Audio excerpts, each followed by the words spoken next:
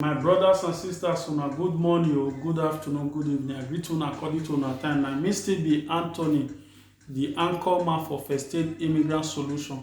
So the reason why I wear this suit, say I see serious come talk this one, be say you don't tell where they cook this story, where I say I'll still drop for my channel.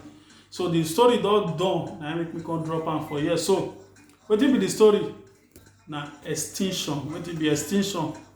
Now, those people where they know say they don't fit do crime or they don't fit shoot their hand for wrong thing before, wey not clean, wey dey against the law of the land of Italy. So at the end of the day, if the judge don't come knack am akpako, they come at the end of the day now they no come fit do some kind work wey normal people dey do again, because they give them the English name wey I wan call, so ex-convict. So this ex-convict people wey be the English word wey they call people wey they don't fit condemn before because of the one thing or the other wey they shook their hand put, either they know or ignorantly, because say that they come for where the law not be the same with where we dey. So those kind of people now you know, if you do some certain work, maybe you dey work for where small pikin dey, you know, if you do am, or you wan work for administrative or white collar job, or you wan work follow government, you know, if you do all those things because of say the person hand don stain with crime, and make am they come bring this extinction come out, make dem take wipe those crime away, so that if the crime no come get effect, then if they don wipe am, you fit do those work wey you no fit do. For those people wey be foreigners like us, those people wey wan apply for permanent permit of stay, they'll fit apply, or wey wan still apply for citizenship, they'll fit apply if they don apply for this extinction of crime. But some people dey, they say they dey here, they don't know whether they get any crime record or not. So na make me wan come bring this topic come out, because I gather a lot of this thing, I put a lot of information together, and make me come say, I drop this little video. So one of them be say, a lot of people dey talk say Italy they use law take dey hold person for ground. Now I say make I explain all these things so that you still know the level where you belongs to. If you know say you don't fit do any crime before, and the crime you don't know say they don't sentence you, how you will take know?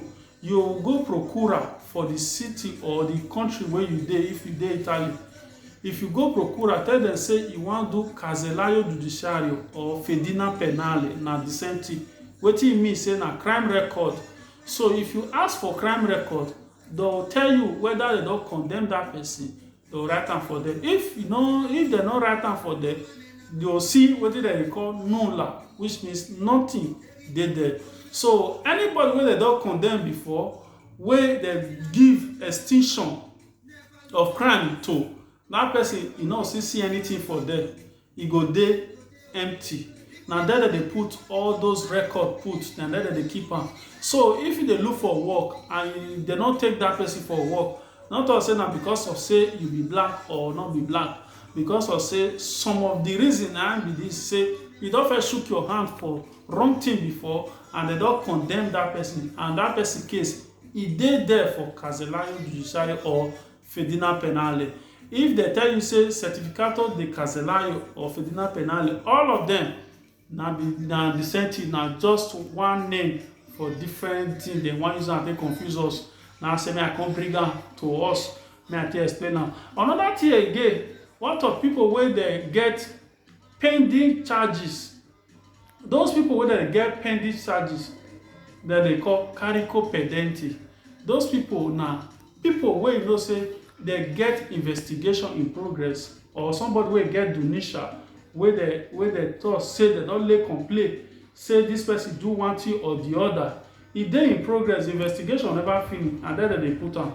So for you to ask carico pendenti, you fit ask for the city where you dey, or where you dey stay, where you for do that thing, na only that city you fit ask. If you go other city, e no show. Dat carico pedenti no show for other city, but Casellario Judiciario e go show all over Italy. If you do something for south, if you come north, e go show. If you come center, e go show. Anywhere you dey around Italy, e go show. Casellario Judiciario go show for everywhere. But carico pedenti, e go only show for that city where you for commit that crime. Now say me I can't let una understand say they no dey fit dey cancel that one, because until investigation don finish before the thing go away to either Casellario Judiciario if they condemn that person, or if the person na innocent, e go by self, they go by self cancel am. Na there e dey. The another thing again, people dey tell me say, what of those people wey dey grant wey dey cancel their crime wey dey do 10 years ago, 100 years ago, 50 years ago? I say make I use this one to tell you say Italy dey forgive but they no dey forget. Wetin I use this one tell me na be say any crime wey you commit for Italy, even though say they forgive you based on say you dey do rehabilitation or you do extinction of crime, but they no forget.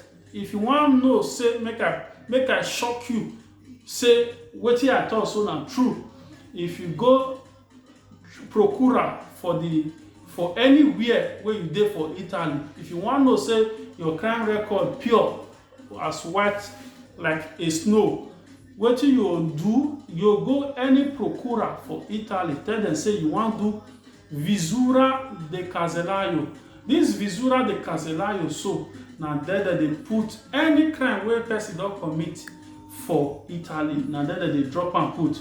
There they no dey fit dey cancel am, because the only thing wey there dey do be say if you ask for this visura de Casellario so na free na you take ask, but if you need am urgent, you have to pay I think €3.87 wey you pay, they will give you for urgent. And if they give you for urgent, no be certification, because they no dey write your name put, you no dey carry your name, na just to know the state of your crime record for Italy. So anyone wey you wan know, na there that they drop am put, so that anybody wey still do any similar case again, they'll go look that place whether the crime record wey you first do na still similar to the one wey you still do now. Na there they take dey see whether person na person wey dey do crime always or person wey no dey do crime always. Visura de Casellario, na those one na lawyer dey first dey go ask for procura if you wan judge your case. So if you dey tell the lawyer lie, if you dey in front of the lawyer, e go tell you say make you sign some paper. Na that paper na wey you wan sign, most times you no dey read am. The paper be say you dey tell am say you give am the consent, or you give am the right make e take go on your behalf, make e go ask this procura, make e go ask government say this person wey dey in front of am, e get any crime before or not, whether the crime dem don first cancel am or they never cancel am. Na there na dem dey write am put. So the name of the thing na dem call visura de Casellario. So what of those people wey wan still apply for carta sojourner or passport, they don't know whether they first get crime before, or you don first do crime wey you new enter Italy, you no come remember again whether you get crime again. So all these things na you first go do, take prepare yourself. So if you don do am, say you no, the crime the way you first do, e dey visura de Casellario, at the end of the day you have to make sure say you pass 3 years if you wan do rehabilitation. From that day wey they judge the case, e go pass 3 years before you start rehabilitation. So during that 3 years before they start rehabilitation, so you make sure say you never do any crime. So then the lawyer go still help you. The lawyer wey go help you do all this one, so you need lawyer, sound lawyer wey know about crime, and go fit help you out. So either you do rehabilitation or you do extinction of crime, wey dem dey call execution incident. This execution incident, so na those people wey dem dey bargain with the judge wey first sen ten ce them. At the end of the day, the judge fit tell you say make you pay small money or make you go jail sen ten ce before he forgive that person. After he don forgive am, dem go clean am from Casellario Judiciario the thing no dey there again. Those work wey you no fit do again, you fit do am. Those things wey you no fit apply for again, those like character sojourner or citizenship, you fit apply for. Na be that one. Then what of people wey you fit still do that one, or you do rehabilitation? Those are the two ways you fit do wey you fit cancel or neutralize this crime record for your life for Italy.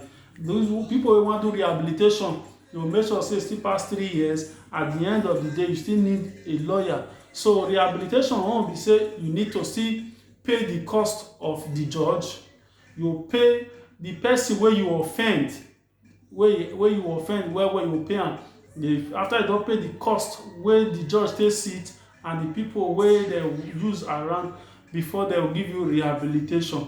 After dem don give you rehabilitation, e dey take time before the thing go fit work, or wey go fit start to dey take effect. So you dey patient, and if you don do all those things, you go fit apply for character sojourner or passport again. So for those people wey still need further explanation, una fit still come to First State Immigrant Solution. Na there I for dey drop all these things. So I still remain Anthony.